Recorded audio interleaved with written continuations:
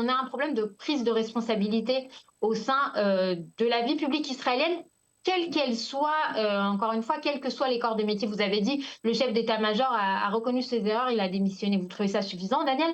C'est-à-dire que démissionner, ça veut dire assumer ses torts.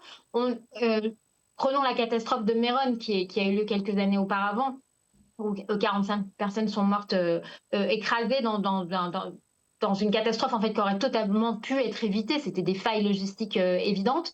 Est-ce que quelqu'un a démissionné? Est-ce que quelqu'un a payé le prix? On n'est pas dans une culture de prise de responsabilité en Israël. Et c'est tout à fait dommage, parce que c'est comme ça en fait qu'on continue la culture de l'erreur et la culture de tout ira bien, on s'en sortira.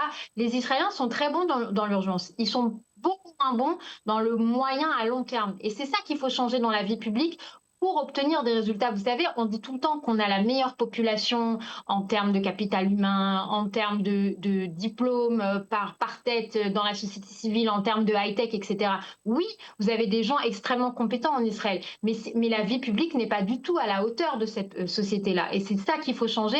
Encore une fois, pas seulement, ça dépasse largement le gouvernement qui prendra ses responsabilités. Est-ce que oui ou non Netanyahou va être impacté? Je vous parle 10 ans, 20 ans, 30 ans en avance, Daniel, des enfants qui sont nés aujourd'hui et que leurs enfants vont devoir envoyer à l'armée dans 20 ans, dans 30 ans. Vous allez leur dire quoi à ces parents-là? Croisez les doigts très très fort et espérons que les bases soient aux normes? C'est pas comme ça que ça fonctionne.